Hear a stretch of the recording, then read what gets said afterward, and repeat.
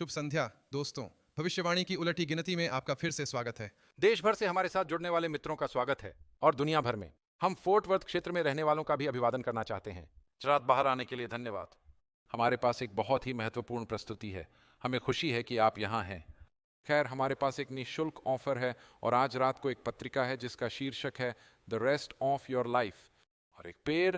आपको बस code text करना है, शब्द सप्तपच्चीय संख्या 4544 तक, या उस क्यूआर कोड को स्कैन करें और आप जीवन भर पत्रिका की एक प्रति डाउनलोड कर सकेंगे, उसे पढ़ सकेंगे और फिर इसे किसी और के साथ साझा करें। हम आपको उन सबकों के बारे में भी बताना चाहते हैं जो हम आज रात सीख रहे हैं। पाठ संख्या 7 पर है। मुझे विश्वास है कि आप सभी ने पाठ समझ लिया होगा जब आप आज शाम को आए थे।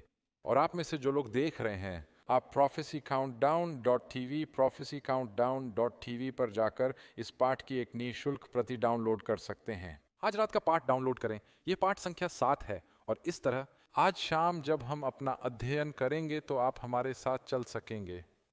अब यह संख्या सीबू है। इसका मतलब है कि अब तक हमारे पास कुल 7 हैं, लेकिन कल हमें कुछ खास मिलेगा। आप में से जो लोग देख रहे हैं उनके लिए बता दूं कि कल सुबह 11 बजे केंद्रीय समयानुसार, तो जहां भी आप देख रहे होंगे, हम प्रकाशित वाक्य अध्याय 12 के बारे में बात करते हुए एक विशेष प्रस्तुति के साथ लाइव होने जा रहे हैं। आप इसे मिस नहीं करना चाहेंगे तो कल सुबह 11 बजे हमारे साथ जुड़ें और मुझे उम्मीद है कि आप सभी कल सुबह फिर से आएंगे। अपने मित्रों को एक बहुत ही महत्वपूर्ण प्रस्तुति सुबह 11 बजे केंद्रीय समय पर लाएं और फिर निश्चित रूप से आपके लिए चाहे जो भी समय क्षेत्र हो, हम लाइव होंगे, तो जुड़िए और उसमें हिस्सा लीजिए। हम अपने दर्शकों को यह भी याद दिलाना चाहते हैं कि जो लोग फोर्ट वर्थ में हैं, क्लास क्षेत्र में, यदि आप किसी ऐसे स्थान की तलाश में हैं जहां आप कल जा सकते हैं, तो यह आपके लिए एक अच्छा विकल्प होगा।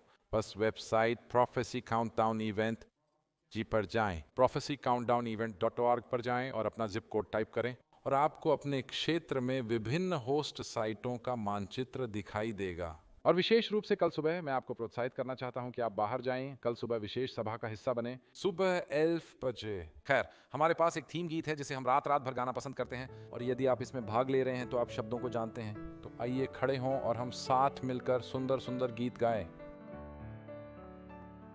Let's sing together. Beautiful, beautiful.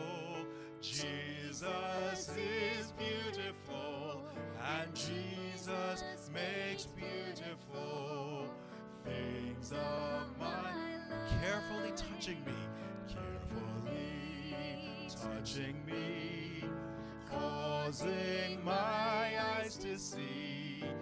Jesus makes beautiful things of my life. Turn your eyes upon Jesus. Let's sing. Turn your eyes upon Jesus. Oh yes. Look full in his wonderful face, and the things of earth and the things of earth will grow strangely dim in the light of his glory and grace. Amen. हम अपने अध्ययन समय की शुरुआत प्रार्थना के एक विशेष शब्द से कर सकते हैं। पादरी एडम कीटन यहाँ चर्च के पादरी हैं, वे प्रार्थना में हमारा नेतृत्व करेंगे। हे प्रभु, आज शाम को एकत्रित होने का अवसर देने के लिए हम आपका बहुत बहुत धन्यवाद करते हैं। हम न केवल एक दूसरे की उपस्थिति के लिए, बल्कि सबसे महत्वपूर्ण बात, आपकी उपस्थिति के लिए बहुत आभारी हैं। प्रभु, हम आपको इस स्थान पर आमंत्रित करते हैं। हम आपको उन सभी घरों में आमंत्रित करते हैं जहां लोग देख रहे हैं, क्योंकि हे प्रभु, हमें आपसे प्रोत्साहन के शब्दों की आवश्यकता है। शायद कुछ लोगों के लिए ये एक लंबा सप्ताह रहा हो, एक कष्टकारी सप्ताह, बाधाओं से भरा हुआ। और प्रभु, हम इसे एक तरफ रख रहे हैं क्योंकि हम आज शाम आपसे मिलना चाहते हैं। तो कृपया अपने वचन के माध्यम से हमसे बात करें।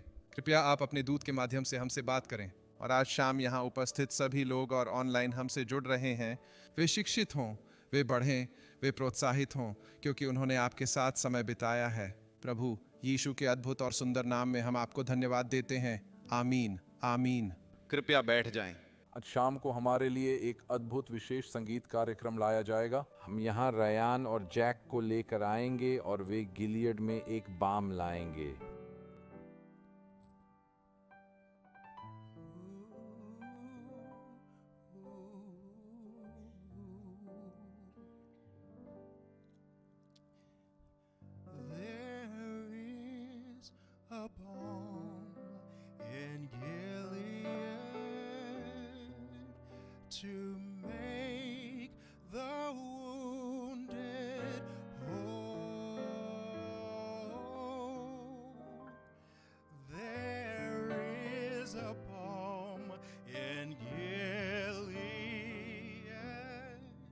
to heal the sin-sick soul. Sometimes I feel discouraged and think my work's in vain. But then the Holy Spirit revives my soul again. There is a balm in Gilead to make the wounded whole. There is a balm in Gilead to heal the sin-sick soul. If you cannot preach like Peter, if you cannot pray like Paul, you can tell the love of Jesus and say he died for all.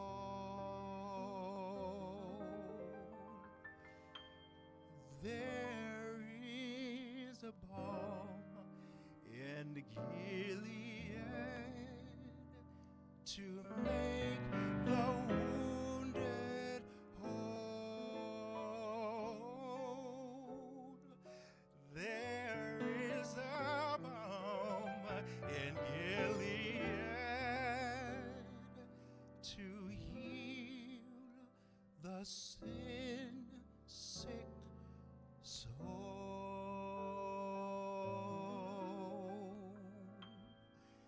He heals the sin-sick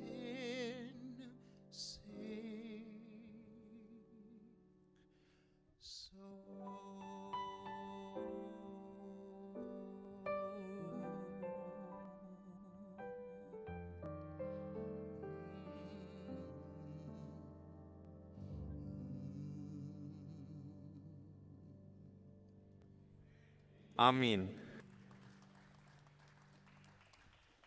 धन्यवाद। सभी को शुभ संध्या। पादरी डग, आज रात हम फिर से Bible से जुड़े सवाल लेंगे। और आप में से जो लोग नहीं जानते कि यह कैसे काम करता है, हम बाइबल से जुड़े ज़्यादा से ज़्यादा सवालों के जवाब देने की कोशिश करना चाहते हैं। और अगर आपके पास बाइबल से जुड़ा कोई सवाल है, हम आपसे सुनना चाहते हैं। एक QR कोड है, हम एक स्लाइड लगाएंगे और आप उसे देख पाएंगे। आपको अपने कैमरे से जूम इन करना पड़ सकता है, लेकिन यदि आप उस QR कोड को स्कैन करेंगे तो आप में से जो लोग घर पर बैठकर देख रहे हैं वे भी ऐसा कर पाएंगे। बस उस QR कोड पर क्लिक करें, यह आपको एक ऐप पर ले जाएगा जिसका इस्तेमाल हम बाइबल से जुड़े सवाल पोस्ट करने के लिए करते हैं। आप बाइबल से जुड़े सवाल पढ़ पाएंगे, आप उन्हें रैंक भी कर सकते हैं और वे ऊपर नीचे होते रहते हैं, तो कृपया इसका लाभ उठाएं। हमारे पास बाइबल से जुड़े ज़्यादा से ज़्यादा सवालों के जवाब देने का समय है। पादरी डग, हम अपनी बाइबल भविष्यवाणी सेमिनार का लगभग आधा हिस्सा पूरा कर चुके हैं। इस तरह की चीज़ को एक साथ रखने के लिए बहुत मेहनत करनी पड़ती है और हमें साझेदारी की सराहना करनी चाहिए इस कार्यक्रम का सीधा प्रसारण करने वाले कुछ अन्य नेटवर्कों के साथ। आमीन। हाँ, हमारे पास 3 ABN हैं जो इस कार्यक्रम को दुनिया भर में प्रसारित करने के लिए समयदान कर रहे हैं।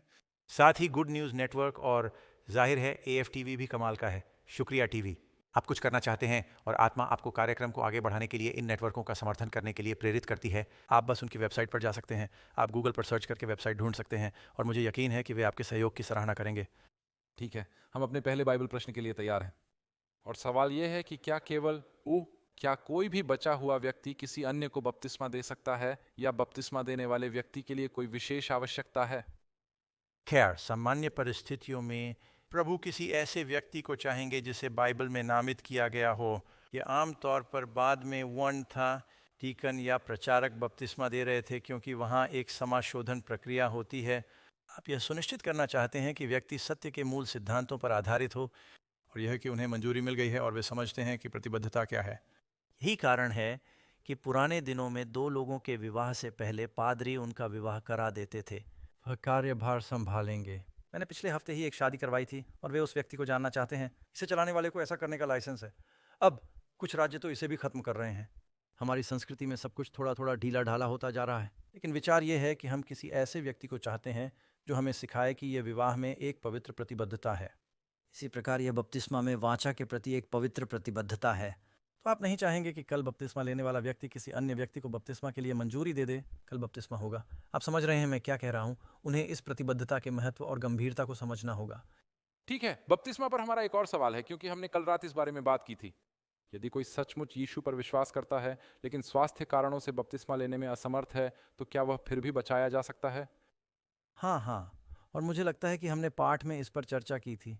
कभी कभी ऐसे लोग होते हैं जिन्हें जेल में मौत की सज़ा सुनाई जाती है और जेल में बपतिस्मा की व्यवस्था नहीं होगी। क्या वे यीशु के पास आ सकते हैं और उसे स्वीकार कर सकते हैं? हाँ, प्रभु उन्हें अपने बपतिस्मा का श्रेय देंगे। और कभी कभी लोग अस्पतालों में भी भर्ती होते हैं। मैंने एक सज्जन से बात की जो एड्स से मर रहे थे। वह शारीरिक रूप से असमर्थ था और अस्पताल नहीं कर सका। उसके शरीर में ट्यूब और अन्य सभी चीज़ें लगी हुई थीं जो उसे जीवित रख रही थीं। उसने मुझसे पूछा कि क्या वह यीशु को स्वीकार कर सकता है, और मैंने उसके साथ प्रार्थना की। और मैं राज्य में मिलने के लिए उत्सुक हूँ, इसलिए उन मामलों में बपतिस्मा कोई बाधा नहीं बनेगा। मेरी चिंता यह है कि जब कोई व्यक्ति ऐसा कर सकता है लेकिन उसे नहीं लगता कि यह महत्वपूर्ण है और वह ऐसा करना भी नहीं चाहता, शायद वे सार्वजनिक जांच से डरते हैं। कुछ ऐसे देश हैं जहां सार्वजनिक रूप से बपतिस्मा लेने पर आपको मार दिया जा सकता है, और इसलिए इनमें से कुछ देशों जैसे पाकिस्तान और अन्य देशों में जहां मैं गया हूं, वे बपतिस्मा के बारे में कुछ हिंदू देशों में बहुत ही विवेकशील हैं, लेकिन वे अभी भी चर्च में एक समूह के साथ ऐसा करते हैं ताकि वे गवाह बन सकें। ठीक है, और फिर बपतिस्मा पर एक और सवाल। इसमें लिखा है, बपतिस्मा लेना चाहता हूं लेकिन मैं किसी चर्च में नहीं जाता। मैं बपतिस्मा कैसे ले सकता हूं? खुना, आपको एक परिवार का हिस्सा होना चाहिए। जब आप बपतिस्मा लेते हैं तो यह मसीह में उसके शरीर में बपतिस्मा लेने की बात करता है। मानो दोबारा जन्मे हैं और आप चाहते हैं कि आपके परिवार में एक बच्चा हो। एक छोटा सा मेमना अकेले ही भेड़ियों के हमले का शिकार हो जाता है, और इसलिए जहाँ तक संभव हो बपतिस्मा लेने के बाद आपको स्वयं को किसी चर्च परिवार से जोड़ना चाहिए। सौभाग्य से आज आप जानते हैं, कभी कभी आप ऑनलाइन किसी चर्च से जुड़ सकते हैं। ग्रेनाइट बे चर्च के बहुत सारे ऑनलाइन सदस्य हैं, और मुझे याद है कि इसकी शुरुआत कुछ लोगों से हुई थी जो ऑस्ट्रेलिया के दूर दराज इलाकों में रहते थे। उनके पास एक सैटेलाइट डिश थी। वहाँ कोई स्थानीय चर्च नहीं था। उनका चर्च ही उनका पारिवारिक बैठक कक्ष था। हम अफ्रीका में ऐसे लोगों से मिले हैं। मैं कुछ ऐसे लोगों को जानता था जो गर्मियों में कनाडा में एक स्की लॉज की देखभाल करते थे। वहाँ कोई चर्च नहीं था जहाँ वे जा सकें, और इन लोगों को सुविधा देने की कोशिश शुरू हुई। तो ऐसे अपवाद हैं, लेकिन आपको वास्तव में स्थानीय चर्च परिवार से जुड़ने का प्रयास करना चाहिए। आप सेवा भी कर सकते हैं, साथ ही आपकी सेवा भी की जा सकती है और आपको जवाबदेह भी ठहराया जा सकता है। जानते हैं पादरी डॉग, उस अद्भुत तथ्य के बारे में बात करते हुए, आप में से जो लोग देख रहे हैं उनके लिए एक बाइबल स्कूल है जहां हम कुछ महत्वपूर्ण पाठों से गुजरते हैं। और जो लोग बाइबल स्कूल का नेतृत्व करने में शामिल हैं, अगर कोई बपतिस्मा लेना चाहता है तो वे उसे उस इलाके के किसी स्थानीय चर्च से जोड़ देंगे। तो आप इस पर भी विचार कर सकते हैं। आमीन। ठीक है, अगला सवाल ये है कि मैं अपने दोस्तों से कैसे कहूं कि वे यीशु के पास वापस आएं बिना यह दिखाए कि मैं उन्हें जज कर रहा हूं। खैर, धीरे से। अगर वे आपके दोस्त हैं तो आप कह सकते हैं, देखो मैं तुमसे प्यार करता हूँ और तुम्हारी परवाह करता हूँ, कृपया मुझे माफ़ कर दो। मैं आप पर दबाव नहीं डालना चाहता। मैं ये नहीं चाहता कि आप पर ज़्यादा दबाव डाला जाए, लेकिन आप जो फैसले ले रहे हैं उनके हमेशा के लिए परिणाम होंगे। और मैं तुमसे इतना प्यार करता हूँ कि तुमसे झूठ नहीं बोल सकता। अच्छा डॉक्टर आपको ये बताकर आपकी भावनाओं को ठेस पहुँचा सकता है। ये त्वचा कैंसर है, न कि केवल झर आईवी, क्योंकि वे आपकी भावनाओं को ठेस नहीं पहुँचाना चाहते। तो कभी कभी आपको प्यार से ऐसा करना पड़ता है। आपको अच्छे व्यवहार की ज़रूरत होती है, लेकिन आपको अपने दोस्तों के साथ सच्चाई साझा करने की ज़रूरत है। याद रखें, आप जिन लोगों से प्यार करते हैं उनके लिए 4 चीज़ें कर सकते हैं। एक अच्छा उदाहरण बने, उनके लिए प्रार्थना करें। यदि वे खुले हों तो जानकारी साझा करें। यदि लोग कहते हैं कि मैं यह नहीं सुनना चाहता, तो हमें अन्य तरीकों का सहारा लेना होगा। उनके लिए प्रार्थना करें, एक अच्छा उदाहरण बने, और ऐसा लगातार करते रहें। हार न माने। प्रभु उनके दिलों पर काम करते हैं। मैंने ऐसे लोगों के लिए प्रार्थना की है जिनके लिए मैंने प्रार्थना की है, और मैं सोचता रहा हूँ कि ईश्वर उनकी मदद कैसे करेंगे। और उनके जीवन में एक त्रासदी आई, और अचानक उन्होंने मुझे फ़ोन किया और कहा, आप जानते हैं पादरी डग, मुझे समझ नहीं आ रहा कि क्या करूँ। मेरा बेटा आत्महत्या के बारे में सोच रहा है। मैंने कहा, अच्छा, शायद मैं उससे बात कर सकूं। मैं आत्महत्या के बारे में सोचता था, तुमने सोचा था, और इससे दरवाज़ा खुल गया। वरना उन्होंने मुझसे कहा था, मुझसे धर्म के बारे में बात मत करना। लेकिन ईश्वर ने उनके जीवन में एक संकट ला दिया है, और आपने ऐसा पहले भी होते देखा है, इसलिए उनके लिए प्रार्थना करें। ठीक है, एक और सवाल है। यदि एक शिशु की मृत्यु हो जाती है और उसके माता पिता आस्तिक हैं, तो क्या वह शिशु स्वतः ही बच जाएगा? खैर हाँ, एक बच्चा, और आप पहले कुरिन्थियों अध्याय 7 में पढ़ सकते हैं। यह एक विश्वासी पत्नी के बारे में बात करता है। अविश्वासी पति पर पवित्रतापूर्ण प्रभाव पड़ता है और अविश्वासी या आस्तिक पति के पास हो सकता है अविश्वासी पत्नी पर प्रभाव, और वह कहता है, अन्यथा तुम्हारे बच्चे पवित्र नहीं हुए। इसलिए वे स्वतः ही उन माता पिता पर विश्वास कर रहे हैं जो अपने बच्चों के लिए प्रार्थना कर रहे हैं, इससे पहले कि वे जवाबदेही की उम्र तक पहुँचें। यदि वे उस युग से पहले मर जाएं या यीशु पहले आ जाएं तो वे पुनरुत्थान में शामिल होंगे। ठीक है, क्या प्रकाशित वाक्य में 7 कलीसियाओं के समान प्रत्येक कलीसिया को स्वर्गदूत नियुक्त किए गए हैं, या यह प्रतीकात्मक है? खैर, प्रकाशित वाक्य में 7 कलीसियाएं, प्रकाशित वाक्य में कलीसिया के 7 स्वर्गदूतों को 7 संदेश, ये उन कलीसियाओं के नेता थे। परमेश्वर को स्वर्गदूतों को पत्र, पाठ या ईमेल लिखने की आवश्यकता नहीं है, और इसलिए देवदूत शब्द का अर्थ है संदेशवाहक। और ये उन मंडलियों के नेता थे, इफिसुस और स्मुरना, थुआतीरा और लौदीकिया, फिलाडेल्फिया, और जहाँ मैं छोड़ रहा हूँ जुआन सरदीस। हाँ, खैर ये 7 कलीसियाओं के लिए संदेश थे। कलीसियाओं के अगुओं को इन्हें कलीसियाओं में पढ़ना था, परंतु परमेश्वर ने स्वर्गदूतों की बाड़ बना रखी है जो मंडलियों को घेरे रहती है। मैं नहीं जानता कि किसी मंडली का प्रभारी कोई एक स्वर्गदूत होता है या नहीं, परंतु परमेश्वर के पास स्वर्गदूत होते हैं जो उसके लोगों की रक्षा करते हैं जब वे एक साथ इकट्ठे होते हैं। यहोवा का दूत उसके डरवैयों के चारों ओर छावनी डाले हुए उनको बचाता है। ठीक है, पतरस, यूहन्ना और दूसरे प्रेरित मंदिर क्यों जाते रहे? यदि यीशु की मृत्यु के बाद मंदिर का कोई महत्व नहीं रह गया? खैर, उस समय मंदिर की प्रासंगिकता यह थी कि यह अभी भी एक सभा स्थल था। आप पाएंगे कि जब शिष्य पुनरुत्थान के बाद यात्रा पर निकले, वे आराधनालयों में जाते थे।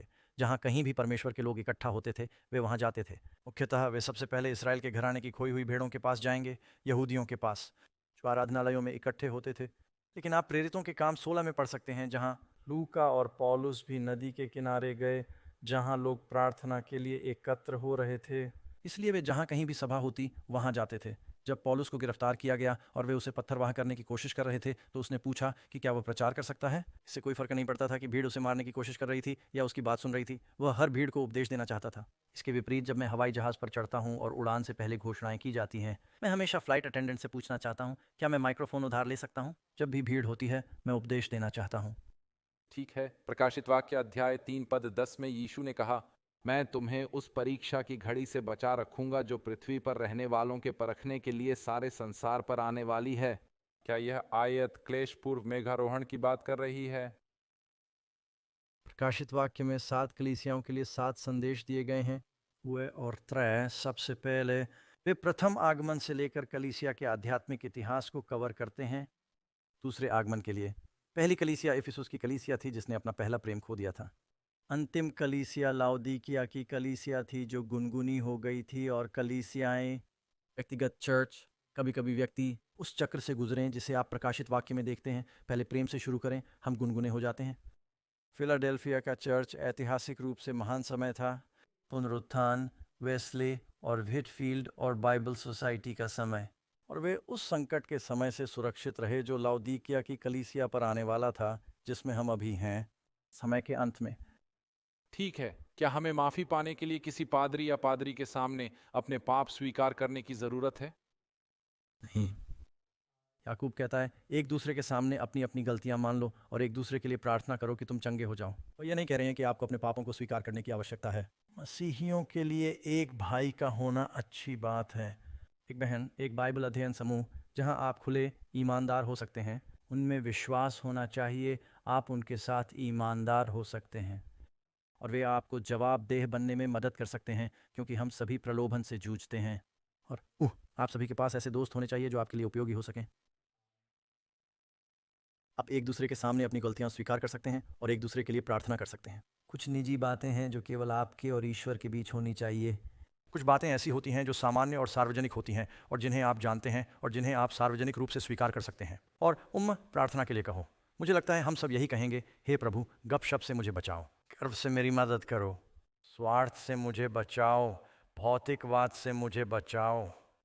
आप जानते हैं, आप एक दूसरे के सामने अपनी गलतियों को स्वीकार कर रहे हैं, लेकिन कहीं भी यह नहीं कहा गया है कि आपको अपने पापों को किसी पुजारी के सामने स्वीकार करना होगा। यीशु हमारे महायाजक हैं, हम सीधे उनके पास जा सकते हैं उनके लहू के जरिए। ठीक है, प्रकाशित वाक्य अध्याय 4 में जिन 24 प्राचीनों के बारे में हमने पढ़ा, वे कौन हैं? 5. हाँ, अच्छा, हम पूरी तरह से आश्वस्त नहीं हैं, लेकिन मुझे लगता है कि एक शिक्षित अनुमान हमें ये बताएगा कि ये नेता होंगे। भगवान ने ब्रह्मांड में अविनाशी लोकों की रचना की है। अय्यूब की पुस्तक में उन्हें परमेश्वर के पुत्र कहा गया है। एक दिन ऐसा आया जब परमेश्वर के पुत्र प्रभु के सामने उपस्थित हुए और शैतान भी आया। शैतान पृथ्वी से आता है।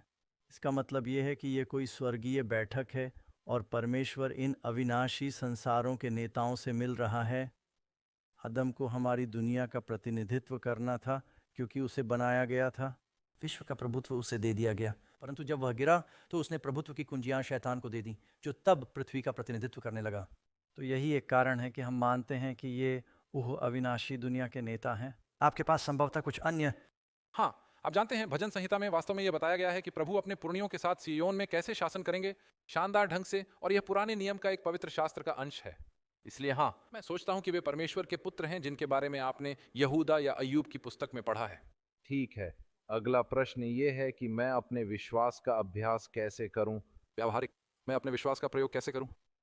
खैर, आप व्यायाम करते हैं, आप चाहते हैं कि आपका विश्वास मजबूत हो। विश्वास सुनने से आता है। मेरा मानना है कि यह रोमियो 10:17 है। विश्वास सुनने से आता है और सुनना परमेश्वर के वचन से होता है। रोज़ाना अपनी बाइबल पढ़ें, शब्द हम पर असर करते हैं। इसीलिए मुझे लगता है कि आप यहाँ हैं और लोग आपको देख रहे हैं। परमेश्वर का वचन हमारे जीवन में एक शक्ति रखता है, यह परिवर्तनकारी है। दूसरा तरीका जिससे आप अपने विश्वास का अभ्यास करते हैं वह है इसका उपयोग करना। चीज़ों के लिए प्रार्थना करें। कभी कभी आप प्रार्थना करते हैं और जब आपकी प्रार्थनाएं स्वीकार हो जाती है तो आपके विश्वास का क्या होता है? ये और मजबूत होता जाता है। आप जानते हैं, जैसे जैसे आप अपना विश्वास बांटते हैं ये और मजबूत होता जाता है। और इसलिए कभी कभी जब आप लोहा लोहे को चमकाता है। आप किसी अन्य व्यक्ति के साथ एक भिन्न सैद्धांतिक विषय पर बाइबल अध्ययन में लग जाते हैं। आप जिन चीज़ों के बारे में बात करते हैं उन्हें आप याद रखते हैं। आपका विश्वास मजबूत होगा। किसी अध्ययन समूह में शामिल हों। सप्ताह में एक बार चर्च आना बहुत अच्छा है, लेकिन मुझे लगता है कि आपको सप्ताह में कम से कम एक बार अध्ययन समूह में शामिल होना चाहिए।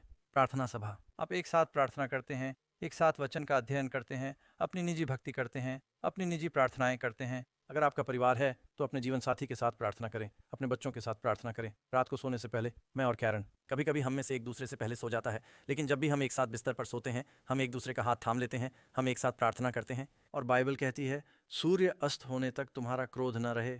अगर परिवार में कोई विवाद है तो अपने मतभेदों को दूर कर दीजिए। आमीन। ठीक है, ईसा पूर्व से ईसवी तक समय की ट्रैकिंग किसने बदली और ईसवी का क्या मतलब है? खैर, एडी का अर्थ है अनु डोमिनी, जिसका लैटिन अर्थ है वर्ष प्रभु का। ईसा पूर्व का अर्थ ईसा से पहले होता था, और अब वे इसे कुछ इस तरह से बदल रहे हैं क्योंकि बहुत से नास्तिकों को यह पसंद नहीं आया कि सारा इतिहास ईसा मसीह के जन्म से ही शुरू हुआ है। इसलिए उन्होंने C.I अर्थात सामान्य युग का प्रयोग करना शुरू कर दिया। कुछ लोग इसे ईसाई युग कहते हैं। अगर आप नास्तिक हैं तो वे इसे सामान्य युग कहते हैं। लेकिन सच तो यह है कि आज का इतिहास उसी समय से शुरू होता है जब वे ईसा मसीह के जन्म को मानते थे। अब मेरे साथ बने रहिए। इसके बाद और यह ईसा के लगभग 300 वर्ष बाद हुआ।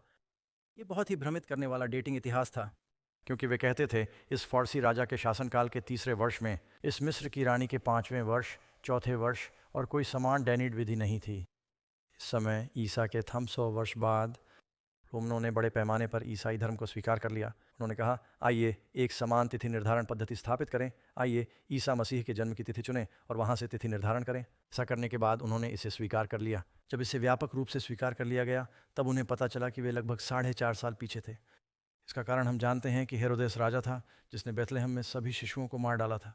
फरवरी के आसपास उनकी मृत्यु हो गई। तो संभवतः यीशु का जन्म हुआ था अप्रैल के आसपास। 30 वर्ष की आयु में बपतिस्मा हुआ था इसी। तो वे AD-BC से थोड़ा भटक गए हैं। ये वास्तव में ईसा मसीह का जन्म नहीं है, लेकिन ये वहीं से आता है। ठीक है, शुक्रिया पादरी डॉग। मुझे लगता है अब हमारे सवालों का समय हो गया है। पुनः एक अनुस्मारक, आप QR कोड स्कैन करें, हम इसे स्क्रीन पर डाल देंगे। शायद आप जूम इन करना चाहें, आप ये यहाँ भी कर सकते हैं। यदि आप अपना फ़ोन बाहर निकालते हैं तो आप अपना बाइबल प्रश्न टाइप कर सकते हैं। पहले से ही प्रस्तुत किए गए बेहतरीन प्रश्नों के लिए धन्यवाद। इस बार रयान जॉनसन और जैकी ज्वेल हमारे लिए एक गीत लेकर आएंगे जिसका शीर्षक है love the Lord.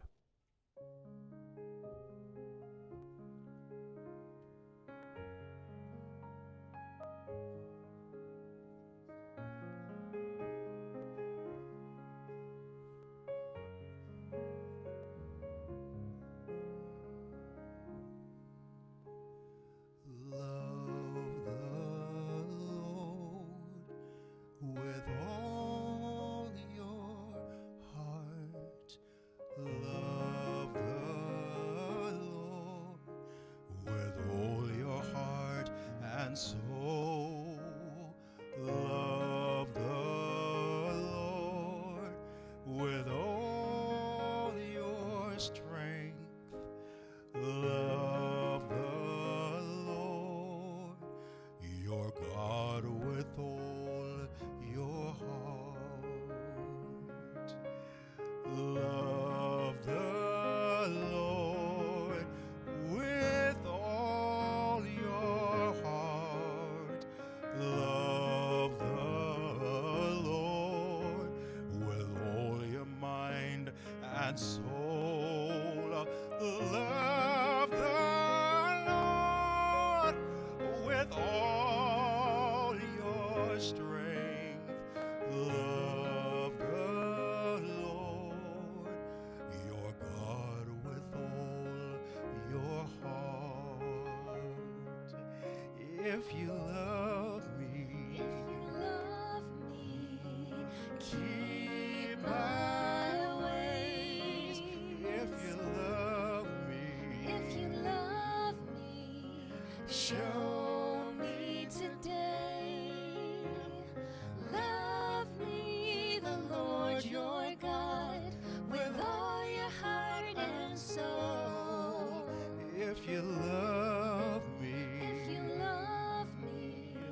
keep my ways.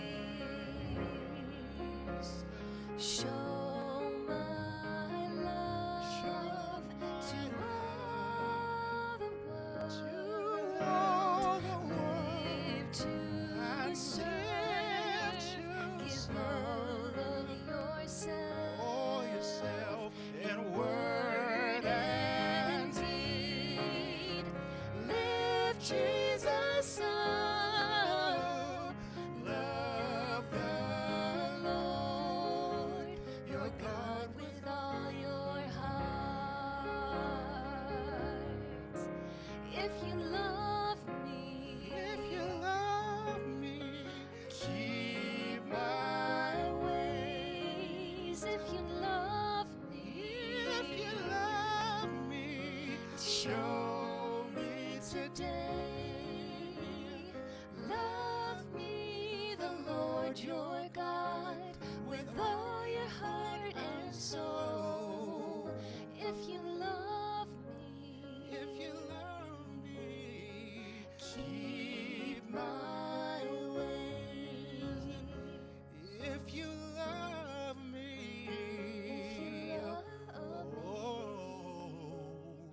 Keep my ways.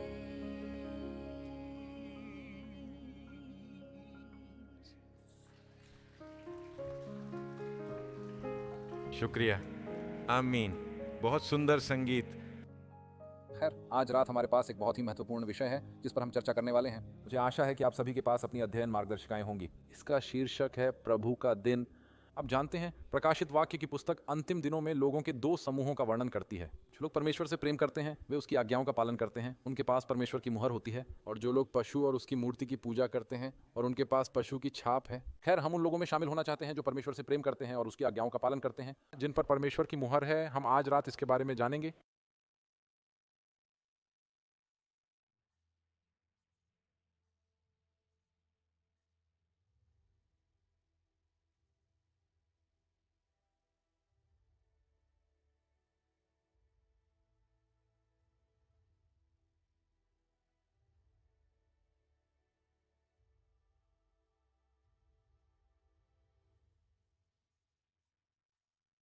एक बार फिर से आपका स्वागत है दोस्तों, हमारी भविष्यवाणी की उल्टी गिनती बैठक में आगे क्या है। और हम इस बारे में बात करेंगे कि बैठकों की इस श्रृंखला में क्या होने वाला है।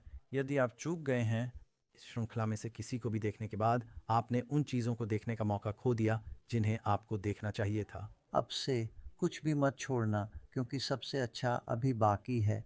आज रात हमारे पास एक प्रस्तुति है जिसमें प्रभु के दिन के बारे में विस्तार से बात की जाएगी। अब प्रभु का दिन एक ऐसा वाक्यांश है जो आपको बाइबल में लगभग 30 बार मिलता है, लेकिन हम महान न्याय के दिन के बारे में ज़्यादा बात नहीं कर रहे हैं।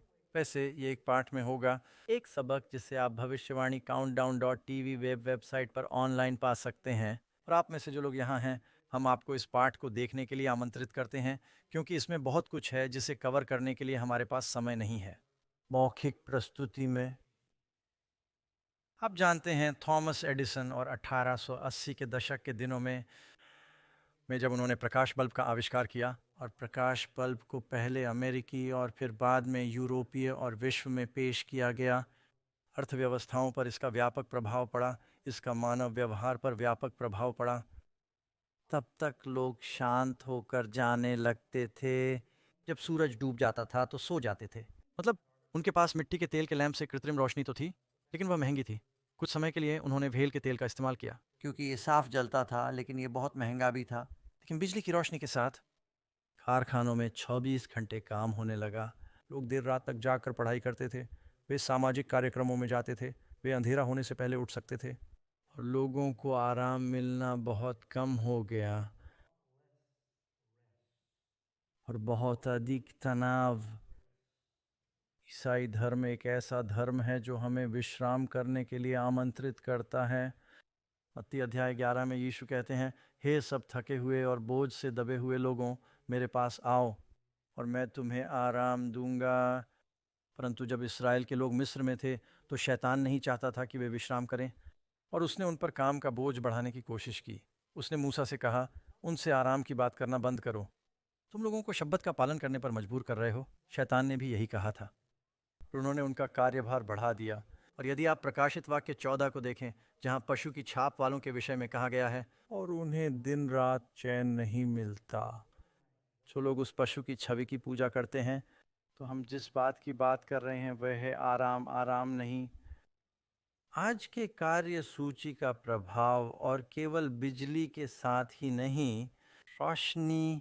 लेकिन आप में से कितने लोग हैं जो अपना सेल फोन अपने नाइट स्टैंड के पास रखते हैं? चलो सच बताओ। और जब आप जागते हैं तो ये पहली चीज़ होती है जिसे आप उठाते हैं ताकि कहीं कुछ छूट ना जाए। आप जानते हैं प्रभु ने दूसरे आगमन के विषय में हमसे कहा था, सावधान रहो, कहीं ऐसा ना हो कि तुम्हारा हृदय इस जीवन की चिंताओं से अधिक बोझिल हो जाए। ऐसा ना हो कि वह दिन तुम पर चोर की नाई आ पड़े। हम दिन प्रतिदिन ये कहते हुए इतने व्यस्त हो सकते हैं कि इन दिनों में से एक दिन मैं तैयार होने जा रहा हूँ, और शैतान ये सुनिश्चित करता है कि हम हमेशा तैयार होने में बहुत व्यस्त रहें। अमेरिकन साइकोलॉजिकल एसोसिएशन का कहना है कि दीर्घकालिक तनाव मृत्यु के 6 प्रमुख कारणों से जुड़ा है: हृदय रोग, कैंसर, फेफड़ों की बीमारियां, दुर्घटनाएं, यकृत सिरोसिस और आत्महत्या। लोगों को आराम की ज़रूरत है। चिकित्सक के पास जाने वाले 75% से अधिक लोग तनाव से संबंधित बीमारियों के लिए आते हैं और शिकायतें, और दवा की दुकान पर खरीदी जाने वाली आधी से अधिक दवाएं इसी से संबंधित होती हैं। तनाव से संबंधित बीमारी। हम इस समय बहुत तनावग्रस्त दुनिया में जी रहे हैं। अब आप यह जानकर आश्चर्यचकित हो सकते हैं कि बाइबल की भविष्यवाणी हमें बताती है, परमेश्वर के लोगों से इस विश्राम को छीनने की योजना ठीक वैसे ही जैसे फिरौन ने इज़राइल के बच्चों पर काम का बोझ बढ़ाने की कोशिश की थी। वह जानवर को आराम नहीं करने देता। दिन हो या रात, जो लोग पशु और उसकी मूर्ति की पूजा करते हैं। अब मैं आपको बताता हूँ कि यह प्रकाशित वाक्य के अध्ययन में क्यों शामिल है। ठीक है, सब लोग ध्यान से सुनो, कृपया ध्यान से सुनिए। मुझे लगता है कि आपको बाइबल के बारे में थोड़ा बहुत पता होगा, ठीक है? दानियेल के दिनों में प्रकाशित वाक्य में दानियेल की कहानियाँ एक दूसरे से जुड़ी हुई हैं। प्रकाशित वाक्य को समझने के लिए आपको पुराने नियम की कुछ कहानियों की ज़रूरत है, तभी यह समझ में आएगा। प्रकाशित वाक्य 13 हमें बताता है कि जानवर की शक्ति एक छवि बनाने वाली है, और जो लोग पशु की मूर्ति की पूजा नहीं करते उन्हें मार दिया जाना चाहिए। अब दानियेल 3 पर जाएं। बेबीलोन का राजा नबूकदनेस्सर एक बड़ी मूर्ति बनवाता है। जो लोग मूर्ति की पूजा नहीं करते उन्हें मार दिया जाना चाहिए। परमेश्वर के लोग अर्थात शद्रक, मेशक, अबेदनगो जानवर की मूर्ति के आगे झुककर उसकी पूजा नहीं करेंगे, क्योंकि यह दूसरी आज्ञा। हमने एक अध्ययन किया जिसमें आज्ञाओं के महत्व के बारे में बात की गई। अब दानियेल अध्याय 6 पर पहुँचे। वह फारस का राजा है। वह एक कानून बनाता है कि आपको किसी से भी प्रार्थना नहीं करनी है। भगवान या राजा, उसे 30 दिन के लिए छोड़ दो, वरना मार दिए जाओगे, तुम्हें शेरों को खिला दिया जाएगा। असल में बात एक ही है। दानियेल अपने विवेक का उल्लंघन नहीं कर सकता, क्योंकि इसका मतलब होगा पहली आज्ञा का उल्लंघन। मेरे अलावा तुम्हें किसी और देवता की पूजा नहीं करनी चाहिए।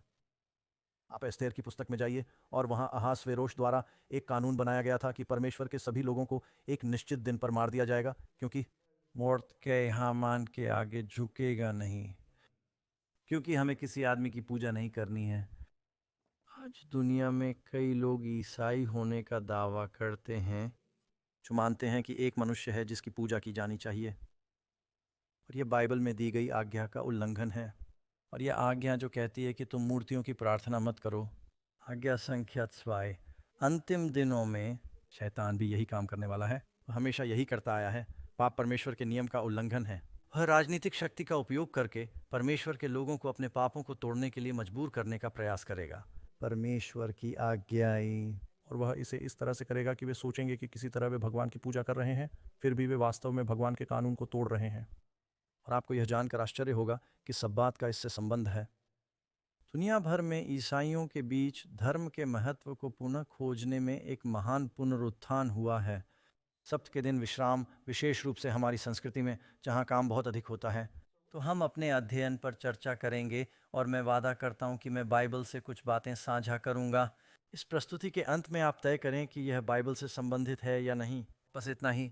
हो सकता है कि दुनिया जो कर रही है वह उसके अनुरूप ना हो, लेकिन मैं आपको बता दूं कि यह बाइबल से है। आमीन। क्या यह सही है? प्रश्न संख्या 1। पुनः ये प्रश्न मुझे यह सुनिश्चित करने में सहायता करते हैं कि मैं मुख्य बिंदुओं को कवर कर सकूं तथा आपको धर्मशास्त्र की जानकारी दे सकूं। क्या परमेश्वर ने सप्त का विश्राम सिर्फ इस्राएलियों या यहूदियों के लिए बनाया था? बाइबल क्या कहती है? यीशु ने उनसे कहा, सप्त का दिन मनुष्य के लिए बनाया गया था। अब ग्रीक में वह शब्द एंथ्रोपोस है। यहीं से आपको मानव शास्त्र शब्द मिला। इसका अर्थ है मनुष्य, अर्थात मानवता। परमेश्वर के लिए यह कहना बहुत आसान होता कि सप्त इज़राइल के लिए बनाया गया था या सप्त यहूदियों के लिए बनाया गया था। कहा कि सप्त मनुष्य के लिए बनाया गया था, क्योंकि वह पहला मनुष्य कौन था जिसने सप्त का पालन किया था? आदम। यहाँ आदम से कितने लोग जुड़े हैं? मुझे अपने हाथ दिखाओ। बस सोच रहा था कि क्या कोई अपवाद है। ठीक है, तो क्या हम सबको आराम की ज़रूरत है? ये 7वें दिन बनाया गया था। दिन सप्त मनुष्य के लिए बनाया गया था, न कि मनुष्य सप्त के लिए। आपने देखा होगा कि परमेश्वर ने सबसे पहले मनुष्य को बनाया, उसने सप्त को मनुष्य के लिए एक आशीर्वाद बनाया। 60 के दशक में तुम अपना काम करो, ये आपको निर्गमन 3:12 में मिलता है। और 7वें दिन तू विश्राम करेगा कि तू, तेरा बैल, तेरा गड्ढा विश्राम करें, और तेरा बेटा और तेरी दासी भी विश्राम करें। यह निर्गमन 23 की आयत 12 है। ठीक है, यह मनुष्य और पशु दोनों के लिए है। एंथ्रोपोल शब्द का अर्थ है मनुष्य। यह सभी लोगों के लिए प्रयोग किया जाता है, और यह किसी विशिष्ट समूह तक सीमित नहीं है। लोगों को एक दिन आराम की ज़रूरत है। यह किसी एक विशेष जाति के लिए नहीं है, यह सभी मनुष्यों के लिए है। निर्गमन नामब्लास और निर्गमन डुओप्लो। कौन सा अध्याय पहले आता है? यह कोई गहरा सवाल नहीं है। निर्गमन 16। निर्गमन 20वां स्थान है जहाँ परमेश्वर 10 आज्ञाएं देता है। कुछ लोग कहते हैं जब तक परमेश्वर ने 10 आज्ञाएं नहीं दी तब तक उनके पास सप्त का दिन नहीं था, इसीलिए इजरायलियों के पास भी यही था। लेकिन बाइबल क्या कहती है? यदि आप निर्गमन 16 पर जाएं तो परमेश्वर ने इस्राएल के बच्चों से कहा, मैं तुम्हारे लिए सप्ताह में 6 दिन स्वर्ग से रोटी बरसाऊंगा। शुक्रवार को दुगना सामान इकट्ठा करो, फिर पकाओ, फिर आप इसे सप्त के दिन खा सकते हैं, क्योंकि सप्त के दिन रोटी नहीं मिलेगी। और यही उसने किया। वह हफ्ते में 6 दिन मन्ना बरसाता था। वे उसे इकट्ठा करते थे, उन्होंने उसे पकाया, उन्होंने खाना बनाया, अगले दिन के लिए थोड़ा ज़्यादा बनाया ताकि आराम कर सकें, और उन्होंने उन्हें याद दिलाने के लिए 40 साल तक ऐसा किया। मन्ना चमत्कार, हफ्ते में 6 दिन, सप्त कोई नहीं। ये अपने आप में एक चमत्कार था। और ये तब की बात है जब वे माउंट सिनाई तक भी नहीं पहुंचे थे, क्योंकि इस्राएल के लोग सप्त के दिन के विषय में जानते थे। याकूब और अब्राहम और इसहाक, वे सभी इसके बारे में आदम के दिनों से ही जानते थे। यह एक ऐसा दिन था जिसे परमेश्वर ने अलग रखा था, एक पवित्र धन्य के लिए, बाकी जो भुला दिया गया है। नंबर 2, परमेश्वर ने सप्त की स्थापना कब की? यहाँ हम उत्पत्ति के 2 अध्याय के पहले श्लोक में हैं। इस प्रकार आकाश और पृथ्वी और उनके सारे दल बनकर तैयार हो गए, और 7वें दिन परमेश्वर ने अपना काम समाप्त किया और विश्राम किया। किसने विश्राम किया? उसने आराम किया। परमेश्वर ने अपने सारे काम से 7वें दिन, और फिर परमेश्वर ने 7वें दिन को आशीष दी, क्योंकि उसमें उसने विश्राम किया। और मनुष्य परमेश्वर में बनाया गया है। वह कहता है, मैं चाहता हूँ कि आप मेरे उदाहरण का पालन करें। नहीं, मनुष्य को किसने बनाया? परमेश्वर पिता, पुत्र या पवित्र आत्मा? सभी चीज़ें जो बनाई गईं वे इंसान ने बनाई। यीशु ने हमें बनाया। यीशु ने हमें इसे बनाए रखने के लिए कहा। ऐसा इसलिए क्योंकि वह हमें आशीर्वाद के रूप में चाहता है। अब आपने गौर किया कि हमने अभी क्या पढ़ा? बाइबल में पहली बार जब आप किसी संख्या का जिक्र 3 बार पाते हैं तो वह कौन सी संख्या है? 7वां दिन, 7वां दिन, 7वां दिन। आप रहस्योद्घाटन तक पहुंचते हैं, आपको ऊह मिलता है। सच के साथ जुड़ा हुआ है। आपके पास नकली धर्म है, आपके पास शैतान है, और वह संख्या क्या है? नन्नम। मैं तुम्हें एक आश्चर्यजनक तथ्य बताता हूँ। ये पाठ में नहीं है, लेकिन ये वाकई दिलचस्प है। बाइबल में एक और जगह आपको संख्या 6 मिलती है। आप सुलेमान की कहानी के बारे में पढ़ते हैं। सुलेमान यहोवा से प्रेम करता था। पहला राजा अध्याय 3 यहोवा की सारी आज्ञाओं पर चलता था। शीबा की रानी आई, उसने मंदिर बनवाया। सोना चांदी पत्थर जैसे हैं। परमेश्वर राज्य को आशीर्वाद देता है। सुलेमान के प्रारंभिक शासनकाल के दौरान वे अपनी आशीष के चरम पर थे। इसमें कहा गया है कि एक वर्ष में सुलेमान के पास आया कुल सोना 676 प्रतिभा था। सब कुछ अच्छा अच्छा अच्छा अच्छा अच्छा है। ये कहता है 666 और फिर कहता है लेकिन सुलेमान को कई विदेशी स्त्रियों से प्रेम था और उन्होंने उसका हृदय खींच लिया। और फिर राज्य खत्म हो जाता है और गृह युद्ध छिड़ जाता है। ये बंट जाता है, ये कभी वापस नहीं आता। ऐसा लगता है कि एक बार जब ये संख्या उस तक पहुंच जाती है तो ये नीचे चली जाती है। आश्चर्य है कि क्या यह भविष्य के लिए चेतावनी थी? इसलिए परमेश्वर ने सप्त को 24 घंटे की अवधि बनाया, क्योंकि प्रेम संबंध विकसित करने के लिए यही आवश्यक है। भगवान ने मनुष्य को सप्ताह के किस दिन बनाया? 6ठा दिन, पुरुष और महिला। उन्होंने कहा पहले 24 घंटे मैं आपके साथ पवित्र समय बिताना चाहता हूँ। शैतान सप्त के सत्य पर आक्रमण इसलिए कर रहा है क्योंकि सप्त सत्य का प्रतिनिधित्व करता है। यह पवित्र समय है, यह वह गुणवत्तापूर्ण समय है जो हम ईश्वर के साथ बिताते हैं। मुझे माफ़ करना, परमेश्वर हमें चाहता है, शैतान चाहता है कि हम इतने व्यस्त रहें कि हम परमेश्वर के साथ बिताए जाने वाले अच्छे समय को नज़रअंदाज कर दें। हर प्रेम संबंध को समय की आवश्यकता होती है। आप किसी व्यक्ति के साथ समय बिताते हैं, आप उसे जानने लगते हैं, और जितना ज़्यादा आप परमेश्वर को जानते हैं उतना ही ज़्यादा आप उससे प्रेम करते हैं। कुछ लोगों के साथ जितना ज़्यादा आप उन्हें जानते हैं उतना ही उल्टा होता है, लेकिन परमेश्वर के साथ जितना ज़्यादा आप उसे जानते हैं उतना ही ज़्यादा आप उससे प्रेम करते हैं। लेकिन जब मैं विवाह परामर्श करता हूँ, मैं अक्सर सुनता हूँ कि हम एक साथ कोई समय नहीं बिता रहे हैं, आप बस काम काम काम ही करते रहते हैं। क्या आप में से किसी ने अपने परिवार में ये बातचीत सुनी है? आपको हाथ उठाने की ज़रूरत नहीं है। हाथ। और कैरेन कभी कभी कहती है, डग हम लोग एक साथ बिल्कुल भी समय नहीं बिता रहे हैं। और मैं कहूँगा कल मैं पूरा दिन घर पर ही था। उसने कहा हाँ तुम ऑफिस में थे। मैंने कहा ठीक है, मैंने आपको 2 बार संदेश भेजा है। तो आप में से कितने लोगों ने घर में रहते हुए अपने जीवन साथी को संदेश भेजा है? ओह, तुम मान रही हो कि वह अच्छी है, मैं अकेली नहीं हूँ, ठीक है। खैर, हमें इस गुणवत्तापूर्ण समय की ज़रूरत है। शैतान चाहता है कि हम काम करते रहें ताकि हम परमेश्वर के साथ समय न बिता पाएं। क्रमांक 3, परमेश्वर ने अपने पवित्र सप्त के महत्व को कैसे प्रदर्शित किया है? इसमें कहा गया है, और यह आज्ञा फिर से है, सप्त के दिन को पवित्र रखने के लिए स्मरण रखना। मैं एक सुसमाचार प्रचार कर रहा था, इस तरह की श्रृंखला, और समुदाय के लोग आए और एक पादरी वहाँ था। पादरी अक्सर आते हैं, और उन्होंने प्रस्तुतिकरण बीच में ही रोक दिया। पादरी डग, मैं अपनी सब बात प्रस्तुति आदि कर चुका था। कहते हैं आप इन लोगों को कर्मों के बंधन में डाल रहे हैं। मैंने कहा पादरी जी मैं ये क्यों कह रहा हूँ? वो कहता है सप्त का दिन कर्म प्रधान है। मैंने कहा नहीं, दरअसल मैं उसे आराम करने के लिए कह रहा हूँ। आप उन्हें आराम न करने के लिए कह रहे हैं, आप उन पर काम थोप रहे हैं। और उन्होंने कहा हम कानून के अधीन नहीं हैं, हम अनुग्रह के अधीन हैं। और ये ठीक उसी समय हो रहा है। उसने बीच में टोकते हुए कहा कृपया अब ऐसा मत करो। लेकिन उन्होंने कार्यक्रम में बाधा डाली, और मैंने कहा क्या आप मानते हैं कि परमेश्वर चाहता है कि हम 10 आज्ञाओं का पालन करें? उसने कहा नहीं। और उसकी कुछ यादें तब की थीं, वे कुछ इस तरह थीं। उन्होंने मुड़कर उसकी ओर देखा और उसने कहा ठीक है, हाँ। फिर उन्हें एहसास हुआ कि यह बात समझ में नहीं आ रही है, क्योंकि वे एक पैकेज डील हैं, और उन्होंने कहा उनमें से 9। मैंने कहा तो आप मुझे बता रहे हैं कि वह एक आज्ञा जिसके बारे में परमेश्वर चाहता है कि हम क्षमा करें, वह एकमात्र आज्ञा है जो याद रखने वाले शब्द से शुरू होती है। समझ आया? शायद भगवान ने कहा कि याद रखो, क्योंकि क्या आप हर आज्ञा को जानते हैं? भगवान को पता है कि हमें एक समस्या होगी।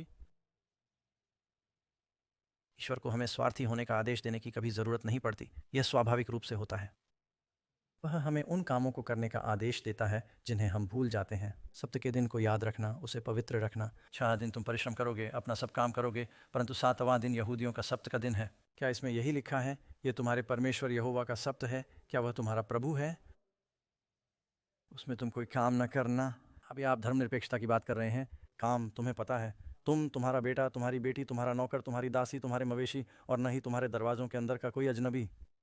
क्योंकि प्रभु ने 6 दिनों में अपनी सृष्टि बनाई। हम उसकी सृष्टि को याद कर रहे हैं, स्वर्ग और पृथ्वी और समुद्र, उनमें जो कुछ भी है, और उसने 7वें दिन विश्राम किया। इसलिए प्रभु ने सब्त के दिन को आशीर्वाद दिया और उसे पवित्र ठहराया। भगवान ने इस दिन के साथ कुछ विशेष किया ताकि यह बोझ बन जाए या आशीर्वाद बन जाए। प्रभु की सभी आज्ञाएं आशीर्वाद लाती हैं। आमीन। बाइबल कहती है कि इसे पवित्र रखना याद रखें। अब वो क्यों कहता है कि ठीक है, तुम सर्दियों में पहाड़ों पर मुझसे मिलने आओ? हम अपने घर को गर्म रखने के लिए लकड़ी का उपयोग करते हैं। मेरे चूल्हे में आग जलती है घर को गर्म रखने के लिए। तो तुम मिलने आते हो और मैं कहता हूँ, देखो मुझे शहर जाना है, वहाँ पहुँचने में लगभग 20 मिनट लगते हैं और वापस आने में भी 20 मिनट। क्या तुम मुझ पर एक एहसान करोगे और आग जलाए रखोगे? उसने कहा, ज़रूर डग, मुझे ऐसा करने में खुशी होगी। मैंने कहा, लकड़ी का बक्सा तो है ही, अगर तुम आग जलाए रख सको तो बहुत अच्छा रहेगा। ठीक है, तो मैं चलता हूँ। तुम आग देखने जाओ, चूल्हा खोलो, आग नहीं है, बस ठंडी राख है। और आप सोच रहे होंगे कि डॉग ने मुझे आग जलाए रखने के लिए क्यों कहा। अगर वहाँ पहले से कोई आग नहीं लगी होती तो क्या यह निर्दयता नहीं होती? ठीक है, मैं तो कहूँगा आग जलाओ, लेकिन जब मैं कहता हूँ कि इसे जारी रखो तो इसका मतलब है कि यह पहले से ही चल रहा है। इसलिए जब परमेश्वर निर्गमन 20 में कहता है इसे पवित्र रखो, परमेश्वर कहता है, देखो मैंने इसे पवित्र बनाया है। उत्पत्ति 2 पढ़ें। मैं चाहता हूँ कि आप इसे पवित्र रखें क्योंकि आप भूल रहे हैं और इससे हमारे प्रेम संबंध को ठेस पहुँच रही है। जब हम अपना पवित्र समय भूल जाते हैं, इस दिन को पवित्र रखना याद रखें। प्रभु सप्त के दिन को आशीर्वाद दें और उन्होंने इसकी घोषणा की। ध्यान दें कि उस दिन क्या हुआ था। उदाहरण के तौर पर उन्होंने उस दिन आराम किया, उसने उस दिन आशीर्वाद दिया। वह चाहता है कि हम भी आशीर्वाद पाएं। हम उसका दावा कर सकते हैं। और उसने उसे पवित्र किया। पवित्र करने का क्या अर्थ है? उसने इसे पवित्र बनाया, इसे अलग रखा। ये अलग है। जब परमेश्वर किसी चीज़ को पवित्र बनाता है तो इसका मतलब है कि उसके साथ अलग तरह से व्यवहार किया जाना चाहिए। अब मैं आपको एक छोटी सी परीक्षा देता हूँ, ठीक है? यदि मैं अभी आपसे पूछूं, पृथ्वी ग्रह पर यदि मैं आपको पवित्र भूमि के बारे में बताऊं तो मैं किस बारे में बात कर रहा हूं? इज़राइल, सही? ठीक है। और अगर मैं कहूं कि इज़राइल में जो पवित्र भूमि है एक पवित्र नगर है, तो मैं किस नगर की बात कर रहा हूं? यरूशलेम। ठीक है, यरूशलेम में एक जगह है जिसे पवित्र पर्वत कहते हैं। मैं किस पर्वत की बात कर रहा हूं? माउंट सिय्योन या माउंट मोरिया, दोनों एक ही हैं। आप सही हैं। अब प्राचीन समय में सिय्योन पर्वत पर उनका एक मंदिर था, एक पवित्र मंदिर, है ना? और पवित्र मंदिर पर उनका एक पवित्र स्थान था। उसे पवित्र स्थान कहा जाता था, आंगन नहीं, पहला अपार्टमेंट। पहले अपार्टमेंट से आगे बढ़ने पर वहाँ एक आंतरिक गर्भगृह था। उसे क्या कहते थे? परम पवित्र या परम पवित्रतम। क्या मैं अब तक सही हूँ?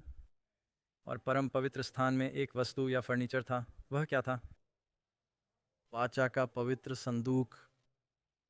और वाचा के पवित्र संदूक में जो परम पवित्र स्थान है वह पवित्र स्थान में है, वह पवित्र पर्वत पर, पवित्र मंदिर में है, पवित्र नगर में, पवित्र भूमि में।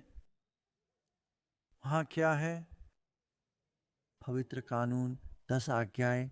हाँ, पवित्र कानून में आपको पवित्र शब्द एन बार मिलता है।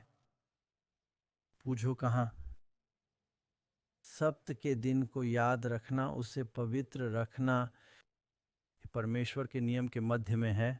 10 आज्ञाओं में सबसे लंबी है और इस पर आक्रमण हो रहा है। अंतिम दिनों में परमेश्वर लोगों को अपने वचन की ओर वापस बुला रहा है। आमीन। आइए जाने कि बाइबल और क्या कहती है। इसलिए जो कोई भी इसे तोड़ता है वह मत्ती 5:19 यीशु के शब्दों से है। इसलिए जो कोई इन छोटी से छोटी आज्ञाओं में से किसी एक को भी तोड़ता है उसे दंड दिया जाएगा। तो आप इन 10 आज्ञाओं को देखिए और पता लगाइए कि आपके अनुसार सबसे छोटी कौन सी आज्ञा है। अतः जो कोई छोटी से छोटी आज्ञा को तोड़ता है, तो यीशु यहाँ 10 आज्ञाओं के बारे में बात कर रहे हैं। वह कहता है कि हत्या मत करो, व्यभिचार मत करो। इसलिए हम जानते हैं कि वह किस बारे में बात कर रहा है। अतः जो कोई इन छोटी से छोटी आज्ञाओं में से किसी एक को भी तोड़ता है और लोगों को ऐसा सिखाता है, तो उसे स्वर्ग के राज्य में सबसे छोटा कहा जाएगा। वे राज्य में नहीं है।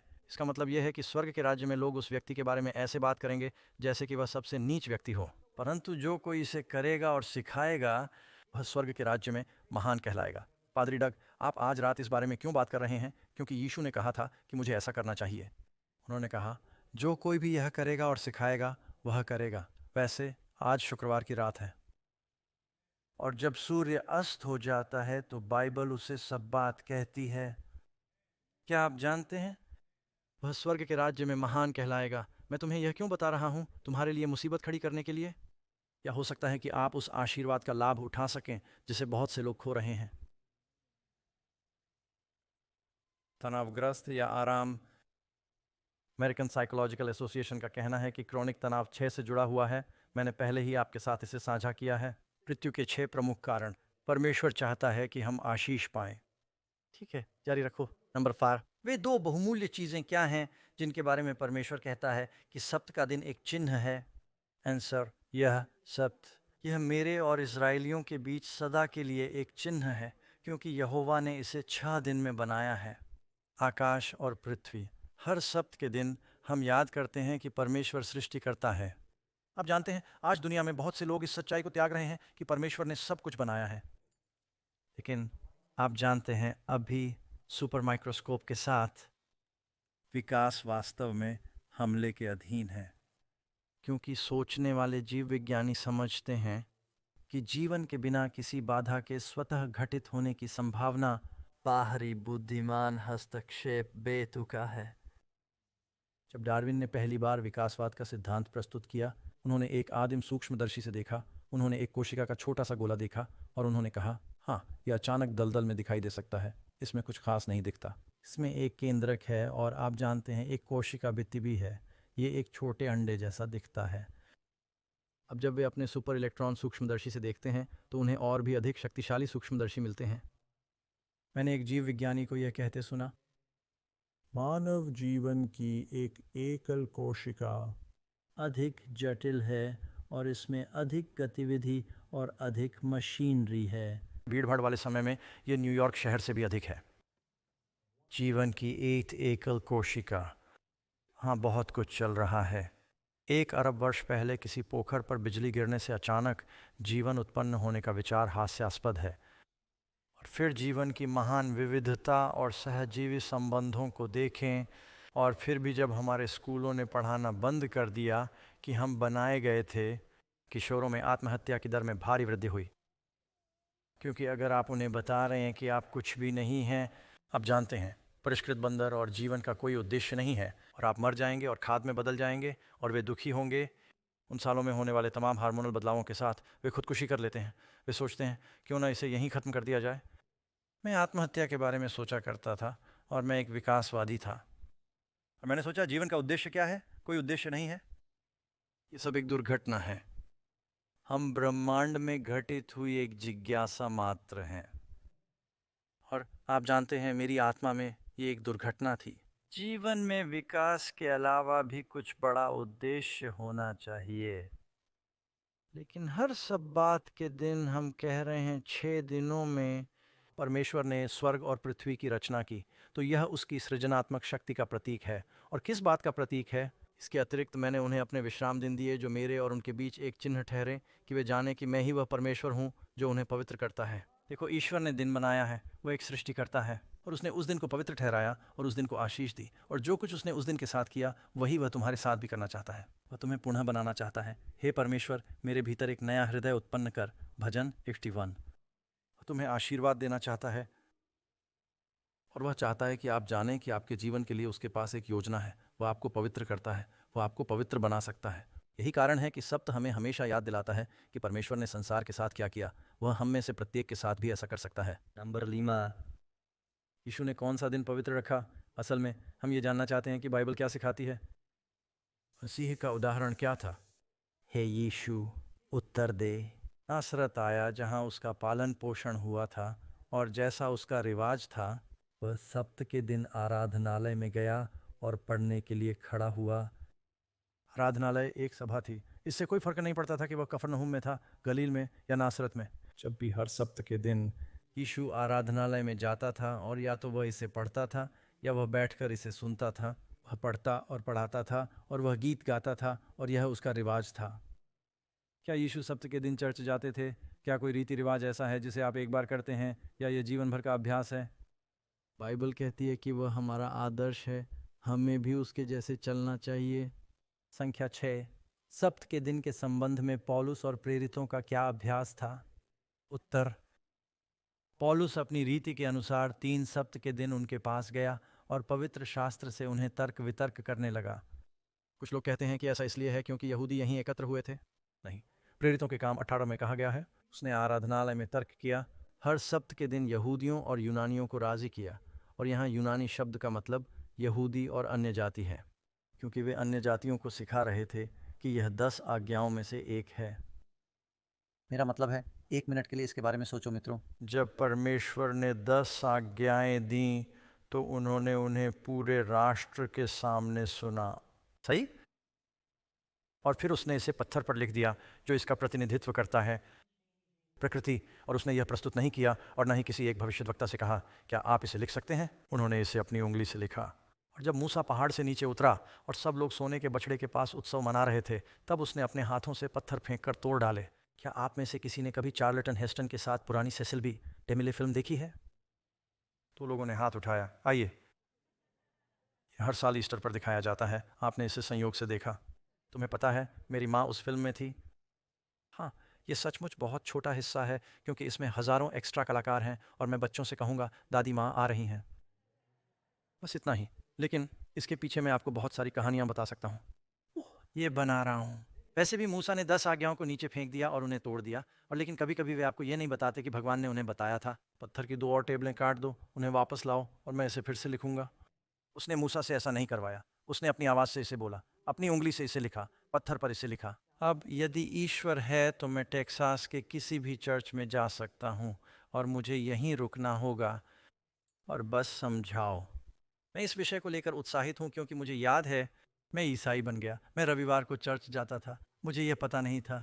मुझे याद है जब मैंने पहली बार इसे सीखा था तो मैं बहुत परेशान था क्योंकि मैंने सोचा था मैं इतना गलत कैसे हो सकता हूँ और ये बाइबल में भी नहीं है।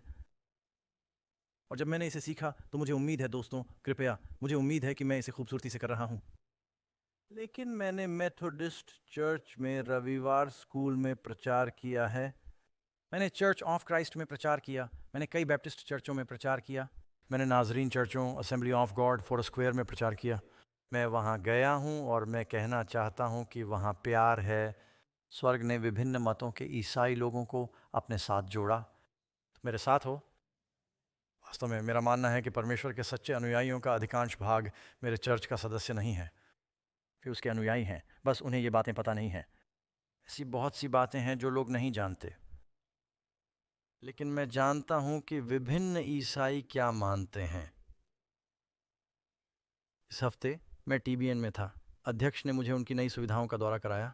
मैं ईसाई जगत में विभिन्न धर्मों के अनेक नेताओं को जानता हूं, और मैं जानता हूं कि मैं टेक्सास के लगभग किसी भी चर्च में जा सकता हूं और मैं रविवार की सुबह उठकर आपके सभी माता पिता पर उपदेश दे सकता हूं।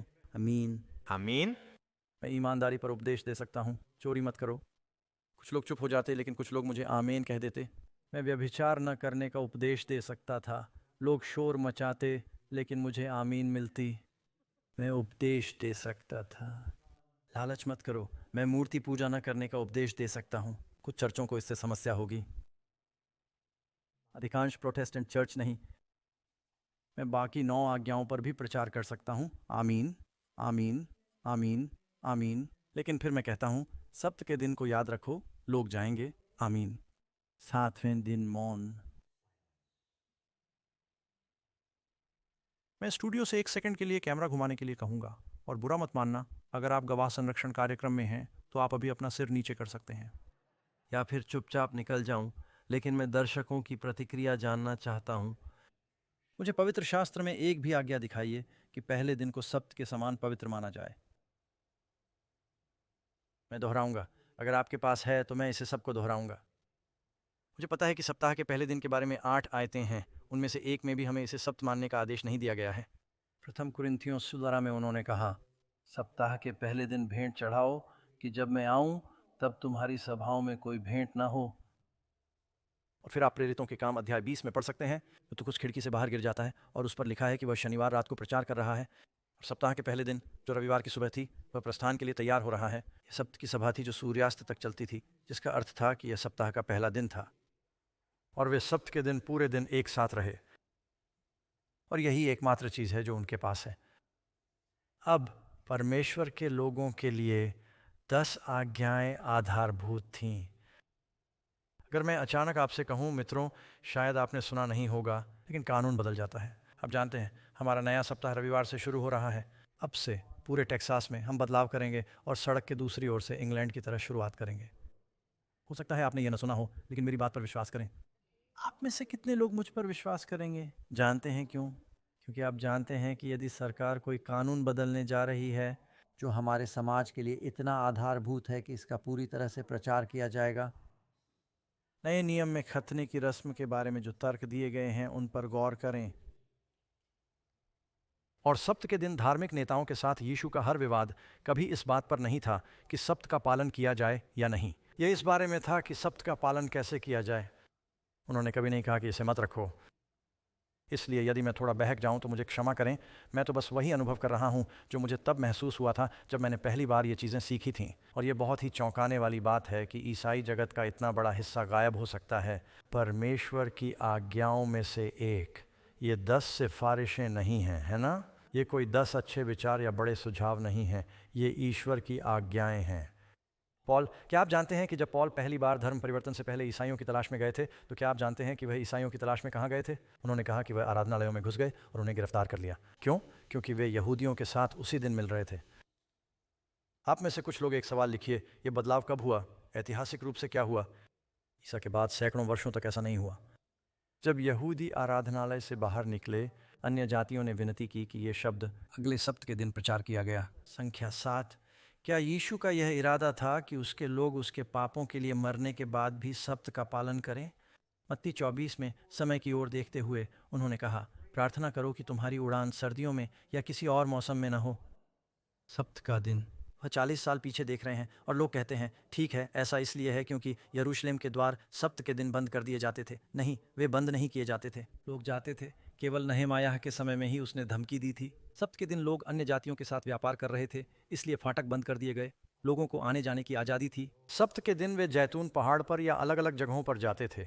वे शहर में बंद नहीं होते थे। वह अपने लोगों से उम्मीद करता था। और जब वह कहता है कि प्रार्थना करो कि तुम भाग जाओ, तो वह सिर्फ यरूशलेम से भागने की बात नहीं कर रहा होता। वह अंत समय में आने वाली मुसीबत के समय के बारे में बात कर रहे हैं। भागना। क्या बाइबल यह सिखाती है कि परमेश्वर के अंत समय के सभी लोग 7वें दिन सब्त का पालन करेंगे? बाइबल क्या कहती है? ड्रैगन, वह कौन है? शैतान स्त्री पर क्रोधित हुआ। अब स्त्री क्या दर्शाती है?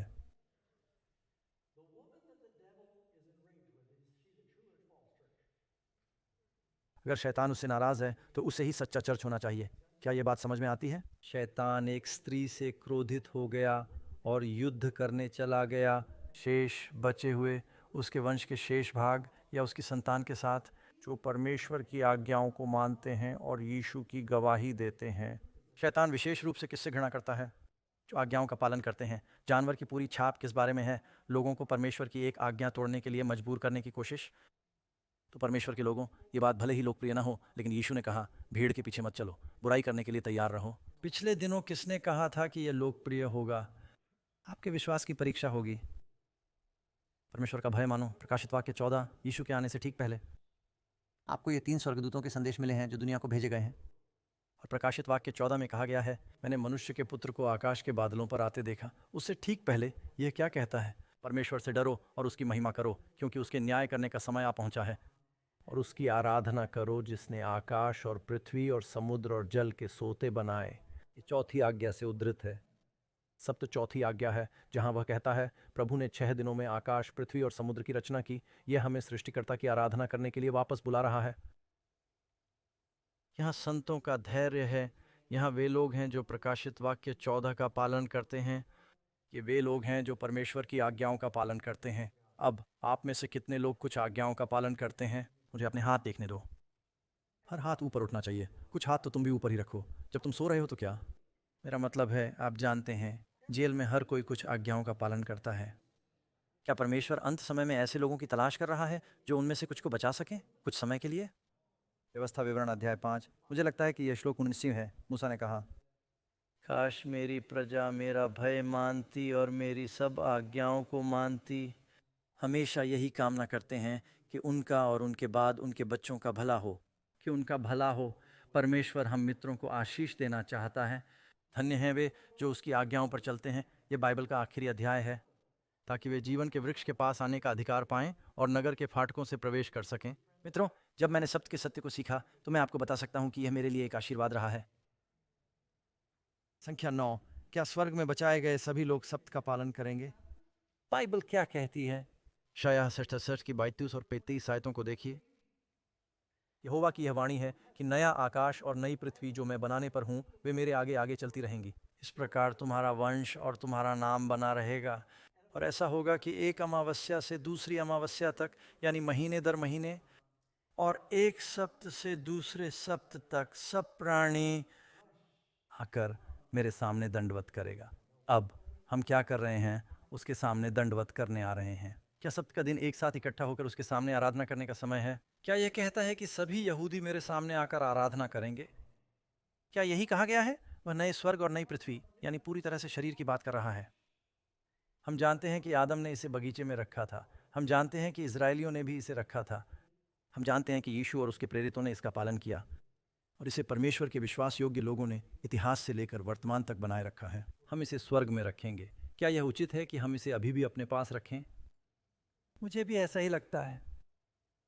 आप जानते हैं, मुझे यह भी जोड़ना चाहिए कि मैं लोगों से मिला हूं और उन्होंने कहा, पादरी डग, विंक विंक, मैं हर 7वें दिन सब्बात रखता हूं। मैं इलेक्ट्रॉनिक सब्बात रखता हूं। घर में हम अपने मोबाइल फ़ोन बंद कर देते हैं, टीवी बंद कर देते हैं, परिवार के साथ समय बिताते हैं, प्रकृति के बीच घूमते हैं, कुछ ना कुछ करते हैं, और ये बहुत बढ़िया है। लेकिन यह सप्त का पूरी तरह से पालन नहीं है। लेव्य व्यवस्था नहीं, हाँ, लेव्य व्यवस्था अध्याय 23 में कहा गया है, सप्त के दिन 6 दिन तक तुम अपना कामकाज करना। 7वां दिन पवित्र सम्मेलन है। सम्मेलन शब्द का अर्थ है एक सभा, एक साथ आना। परमेश्वर चाहता है कि हम एक साथ आएं। यीशु आराधनालय गए। आराधनालय शब्द का अर्थ है इकट्ठा होना। जब हम प्रभु की आराधना करने के लिए एक साथ आते हैं तो कुछ ऐसा होता है। पिंतेकुस्त के दिन जब पवित्र आत्मा उतरा, वह एक विशेष तरीके से हमारे साथ था। वे एक ही स्थान पर एक मत थे। जहाँ 2 या 3 लोग मेरे नाम पर इकट्ठे होते हैं। अच्छी बात है कि आप 7वें दिन विश्राम कर रहे हैं, लेकिन परमेश्वर यह भी चाहता है कि हम उसकी आराधना करने के लिए एक साथ आएं। अगर आप स्वर्ग में उसकी आराधना करने के लिए एक साथ आना चाहते हैं तो अभी से अभ्यास शुरू करना एक अच्छा विचार होगा। आमीन, और भगवान तुम्हें आशीर्वाद देंगे। नंबर 10, क्या हम निश्चित हो सकते हैं कि सप्ताह का वर्तमान 7वां दिन शनिवार क्या वही दिन है जिसे यीशु ने पवित्र माना था? ओ पादरी डॉग, क्या कैलेंडर में परिवर्तन नहीं हुआ है और हज़ारों वर्ष बीत गए हैं और कौन जानता है कि आज कौन सा दिन है?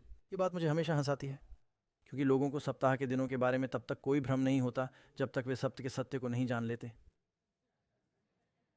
लोग कभी नहीं कहते कि ओह पता नहीं मुझे रविवार को जाना चाहिए या मंगलवार को, क्योंकि हम वास्तव में नहीं जानते कि सप्ताह का पहला दिन कौन सा था। नहीं, किसी को भी ये समस्या कभी नहीं होती, लेकिन जब वे सप्त के सत्य को जान लेते हैं तो लोग छटपटाने लगते हैं। आप जानते हैं मित्रों, मैं सभी प्रकार के धर्मशास्त्र के बारे में बात कर सकता हूँ, और यह सप्त के सत्य को लोग इसलिए पसंद करते हैं क्योंकि सप्त का सत्य इस बात को प्रभावित करता है कि आप अपना समय कैसे व्यतीत करते हैं। कुछ लोगों के लिए यह उससे भी अधिक कठिन है जितना कि यदि मैं दशमांश और भेंट पर उपदेश देता। कुछ लोगों के लिए अपना समय देने की अपेक्षा पैसा देना अधिक आसान होगा।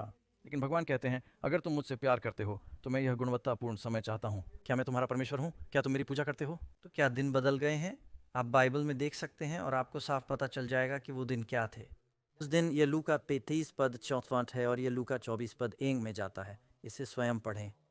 वह दिन जिस दिन यीशु को क्रूस पर चढ़ाया गया था, तैयारी का दिन था। वे इसे शुक्रवार कहते हैं, तैयारी का दिन। और सब्त का दिन निकट आ गया। फिर वे लौट आए और मसाले और सुगंधित तेल तैयार किए, और उन्होंने सब्त के दिन आज्ञा के अनुसार विश्राम किया। अब यीशु की सेवकाई के अंत में यह कहना वास्तव में एक अच्छा स्थान होता कि यीशु क्रूस पर मर गए और उन्होंने व्यवस्था को समाप्त कर दिया। लेकिन लूका, जो एक गैर यहूदी है, आज्ञा को वैसे ही समझाता है जैसे सब लोग समझते थे। उन्होंने आज्ञा के अनुसार विश्राम किया। अब सप्ताह के पहले दिन रविवार को यीशु जी उठे, इसमें कोई संदेह नहीं है। हफ्ते के पहले दिन सुबह सुबह वे कब्र पर आ गए। दोस्तों, ये बात मुझे बहुत हैरान कर देती है। सप्त का दिन बहुत महत्वपूर्ण था। यीशु के साथ 3.5 साल तक चलने और उनकी शिक्षाओं और उनके उदाहरण को सुनने के बाद प्रेरितों को जब शुक्रवार को सूरज डूब गया और उन्होंने उसके शरीर पर लेप लगाना समाप्त नहीं किया तो उन्होंने कहा, सप्त के दिन से शुरू होने वाले दिन यीशु प्रसन्न नहीं होंगे, या कम से कम उन्हें इस बारे में संदेह था। उन्होंने कहा, चलो रुकें। यहूदी कानून के अनुसार किसी के शव को लेप करने के लिए आपके पास अभी भी 3 दिन हैं। उन्होंने कहा, चलो रुकते हैं, हम रविवार सुबह वापस आएंगे और काम पूरा कर लेंगे। क्या यह सही नहीं है? यही कारण है कि वे रविवार की सुबह चंद्रमा की कब्र पर आए, क्योंकि यह महीना, क्योंकि सुबह बहुत जल्दी हो जाने के कारण उनका काम अभी पूरा नहीं हुआ था। वे प्रेम का यह श्रम भी पूरा नहीं कर सके, क्योंकि वे जानते थे कि सप्त का दिन यीशु के लिए बहुत महत्वपूर्ण था। क्या यह आज उनके लोगों के लिए महत्वपूर्ण होना चाहिए? यही वह प्रश्न है जो हम पूछ रहे हैं। इसलिए हम जानते हैं कि शुक्रवार तैयारी का दिन था। रविवार, जिस दिन वह उठे। शुक्रवार और रविवार के बीच क्या आता है? शनिवार सब्बात है। अगर आपको मेरी बात पर यकीन नहीं है तो मेरियम वेबस्टर पर यकीन कीजिए, आप खुद वहां देख लीजिए। शनिवार संध्या, सप्ताह का 7वां दिन। अब कुछ देश अपने कैलेंडर में बदलाव कर रहे हैं, इसलिए उन्होंने रविवार को 7वां दिन बना दिया है। यह काम अकेले ही कर रहे हैं क्योंकि वे इसे कार्य सप्ताह के लिए कर रहे हैं। हफ्ते के दिन नहीं बदले हैं। कोई भी देश ऐसा नहीं कर सकता। वैसे क्या आपको पता है कि इसमें जानवरों की शक्ति के बारे में क्या लिखा है? दानियेल अध्याय 7 श्लोक 25। पशु शक्ति समय और कानून को बदलने के बारे में सोचेगी। 10 आज्ञाओं में से एक ऐसी आज्ञा बताइए जो समय भी हो और नियम भी। ये तो सिर्फ सब बात है, इसमें कोई सवाल ही नहीं है। क्या आप जानते हैं कि विश्व की 145 भाषाओं में से सप्ताह के 7वें दिन के लिए शब्द सब्बात है। आप शनिवार को क्या कहते हैं? सबादो।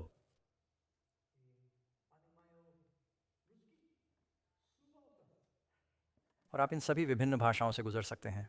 भले ही वे रविवार को मना रहे हैं, 7वें दिन के लिए उनका शब्द सब्बात डे है, क्योंकि यह बाबेल के टॉवर से जुड़ा हुआ है। इसमें कोई सवाल ही नहीं है। मुझे याद है कि जब उनमें से कई लोग उत्तरी अमेरिका आए थे, तब मैंने सियोक्स इंडियंस के कुछ दोस्तों से बात की थी और उन्होंने कहा था, हाँ, हमारे यहाँ 7 दिन का हफ्ता होता है और उनमें से एक दिन विश्राम का दिन था। पूरी दुनिया 7 दिन का सप्ताह क्यों मनाती है? आपको ये बात कहाँ से मिली? मेरे पीछे आओ। आपको मिला एक फी 25 घंटे का दिन। हर किसी का दिन 24 घंटे का होता है, क्योंकि पृथ्वी को अपनी धुरी पर एक बार घूमने में 24 घंटे लगते हैं। दुनिया के सभी देशों में चंद्र चक्र के कारण लगभग 27 से 30 दिनों का एक महीना हुआ करता था। और सभी कैलेंडर प्राचीन विश्व में सौर ऊर्जा के कारण लगभग 360 से 368 दिनों का एक वर्ष होता था। सूर्य, चंद्रमा और तारों में कुछ ऐसा है जो हमें ये समयावधियां देता है। पूरे विश्व में 7 दिन का सप्ताह क्यों होता है? आरंभ में परमेश्वर ने आकाश और पृथ्वी की रचना की। इसका पता केवल बाइबल से ही लगाया जा सकता है। ठीक है, मैं उन लोगों के लिए कहना चाहता हूं जिन्हें अभी भी संदेह है कि क्या कैलेंडर में कोई बदलाव हुआ है जिसका असर पड़ता है। हमने जूलियन कैलेंडर से ग्रेगोरियन कैलेंडर में बदलाव किया। कैलेंडर में परिवर्तन से साप्ताहिक चक्र पर कभी प्रभाव नहीं पड़ता। मैं आपको बताता हूं कि क्या हुआ। उन्हें समायोजन करने की आवश्यकता थी, क्योंकि उन्हें लीप वर्ष जोड़ना था, क्योंकि जब कैलेंडर केवल 365 दिन का था तो हर साल ये थोड़ा आगे बढ़ता रहता था। इसलिए वे जूलियन कैलेंडर से हट गए। फिर 5वां गुरुवार शुक्रवार में बदल गया। 15वां उन्होंने 3 दिन जोड़े। जूलियन कैलेंडर का 5वां गुरुवार ग्रेगोरियन कैलेंडर का 15वां शुक्रवार हो गया। मुझे लगता है कि यह 1580 था। आप मुझसे पूछ सकते हैं। उन्होंने महीने के दिन बदल दिए। इसका हफ्ते के दिनों पर कभी असर नहीं पड़ा। गुरुवार के बाद शुक्रवार आता था। तुम मेरे साथ हो? यही कारण है कि आपका जन्मदिन हर साल सप्ताह के एक अलग दिन होता है, क्योंकि साप्ताहिक चक्र और कैलेंडर ये हमें बेवकूफ़ बनाता है। वे एक ही पृष्ठ पर हैं, वे समय के बिल्कुल अलग चक्र हैं, वे एक दूसरे को प्रभावित नहीं करते। आदम के समय से लेकर वर्तमान तक चला गया 1 2 3 4 5 6 7 1 2 3 4 5 6 7 1 2 3 4 5 6 7। इसमें कोई बदलाव नहीं हुआ है। इसे बदलने का कोई कारण नहीं है। और आप मुझे यकीन दिला सकते हैं कि एक यहूदी परिवार था जिसे जहाज से भेजा गया था। वे एक द्वीप पर थे और उन्हें समय का पता ही नहीं चला और वे भूल गए कि सप्त का दिन कौन सा था। लेकिन आप मुझे यह विश्वास नहीं दिला पाएंगे कि पूरा देश भूल गया है। आप मुझे यह विश्वास नहीं दिला पाएंगे कि सभी मुसलमान भूल गए हैं कि शुक्रवार कौन सा दिन था और ईसाई जगत भूल गया कि सप्ताह का पहला दिन कौन सा था। तो दोस्तों, हम जानते हैं कि आज कौन से दिन है। ओह, मैं तुम्हें यह पढ़ना भूल गया। किसी ने समय पर नज़र रखने वाली अमेरिकी नौसेना वेधशाला को एक पत्र लिखा और कहा जहाँ तक प्राचीन काल की बात है, कैलेंडर में कोई परिवर्तन नहीं हुआ है। साप्ताहिक चक्र पर कोई प्रभाव पड़ता है। नंबर 11, क्या परमेश्वर किसी को अपना दिन बदलने की अनुमति देता है? नहीं।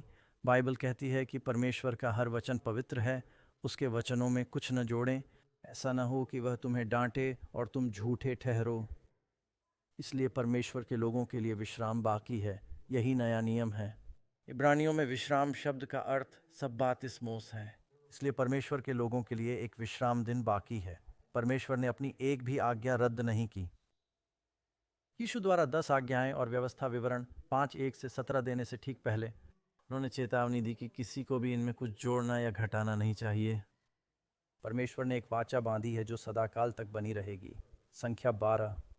तो फिर सप्त कब शुरू होता है और कब खत्म होता है?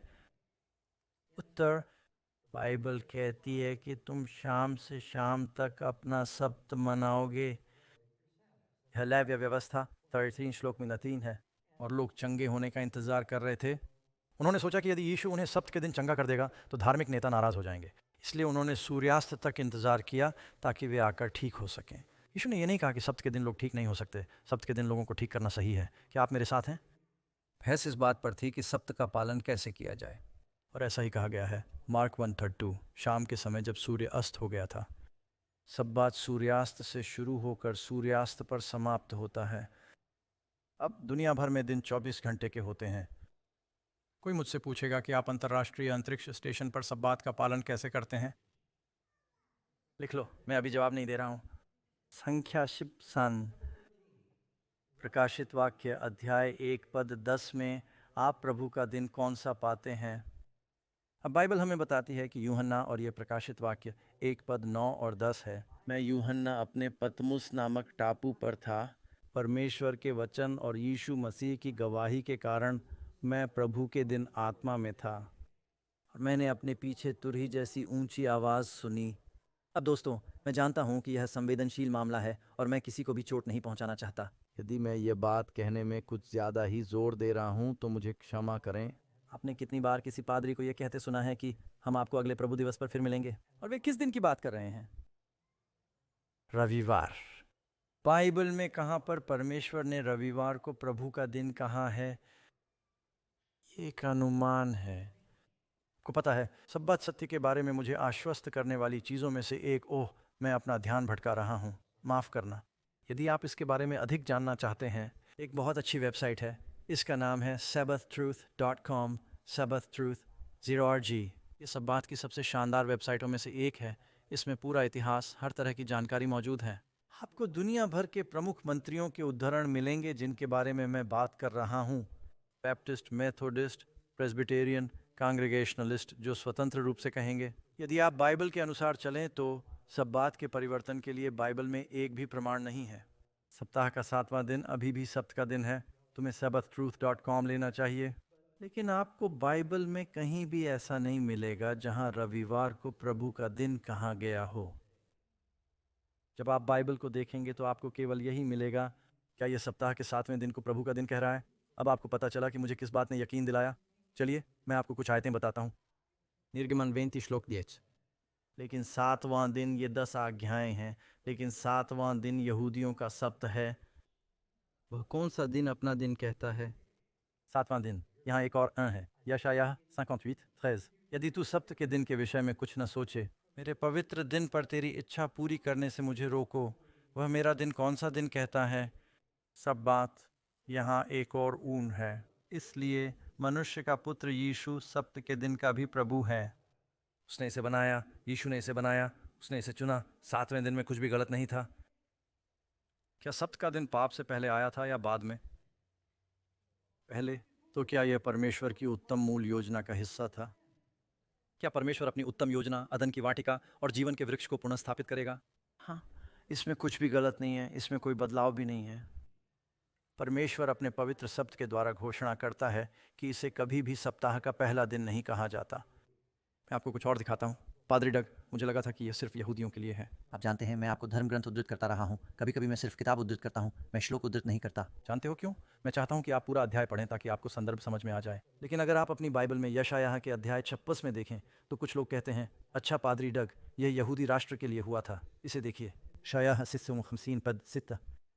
और परदेशी का पुत्र भी जो प्रभु से मिल जाता है, उसकी सेवा करने के लिए हर कोई जो यहोवा के साथ जुड़ना चाहता है, प्रभु के नाम से प्रेम करना, उसके सेवक बनना, हर कोई जो सप्त के दिन को अपवित्र करने से बचता है और मेरी वाचा को थामे रहता है, मैं उन्हें भी अपने पवित्र पर्वत पर लाऊंगा और उन्हें आनंदित करूंगा। मित्रों, हम आशीर्वाद की बात कर रहे हैं, हम विश्राम की बात कर रहे हैं, हम आनंद की बात कर रहे हैं, और फिर भी आप में से कुछ लोग अभी जो सुना है उससे चिंतित हैं।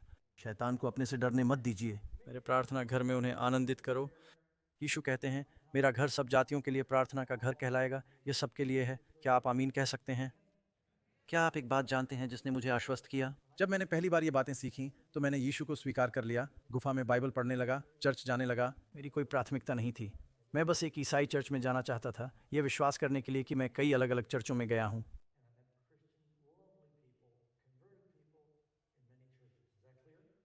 लेकिन फिर मैंने सब बात सत्य सीखना शुरू किया और मैं अपने पादरी के पास गया और कहा, हम रविवार को चर्च क्यों जाते हैं? मैंने 10 अलग अलग पादरियों से पूछा और मुझे 11 अलग अलग उत्तर मिले। वे सब असहमत थे। मैंने कहा, अच्छा डॉग, हम इसे पुनरुत्थान के सम्मान में मनाते हैं। मैंने कहा, वाह बहुत सुंदर। मैंने कहा, आज्ञा कहाँ है? वैसे हमारे पास कोई धर्म ग्रंथ नहीं है, लेकिन एक लंबे समय से चली आ रही परंपरा है। यीशु ने कहा, तुम अपनी परंपराओं का पालन करने के लिए मेरी आज्ञाओं को क्यों तोड़ते हो?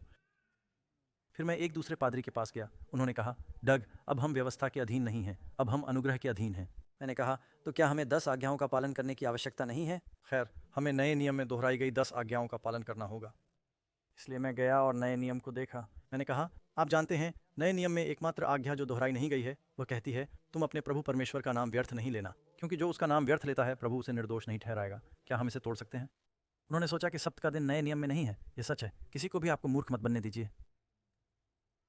फिर मैं एक और के पास गया और उसने कहा, ठीक है, हम कानून के अधीन नहीं हैं, सभी को सूली पर चढ़ा दिया गया है। मैंने कहा, क्या हम बाकी 9 को तोड़ सकते हैं? नहीं, परमेश्वर ने व्यवस्था हटा दी और फिर उसे जोड़ दिया, 9 को छोड़कर सभी।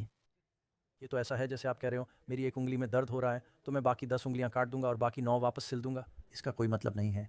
फिर मैंने एक और व्यक्ति से बात की जो बहुत रचनात्मक था। उन्होंने कहा, जोशुआ के दिनों में जोशुआ ने प्रार्थना की थी कि सूर्य लगभग 24 घंटे तक स्थिर रहे। शनिवार रविवार में बदल गया। मैंने कहा, हाँ, तो फिर उसके बाद अगले 1400 सालों तक सप्त का दिन शनिवार को ही क्यों रखा गया? और मुझे ये सारे अलग अलग जवाब मिलते रहे। जवाब था कि उनके पास ऐसा प्रभु कहता है, ऐसा नहीं था। ठीक है, चलते रहो। नंबर 14, सप्त की आज्ञा मानने से कौन सी अनमोल आशीष मिलती है?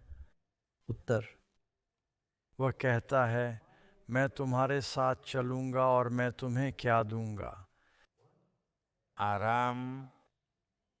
आप पुनः पढ़ सकते हैं। मत्ती 11 आयत 28।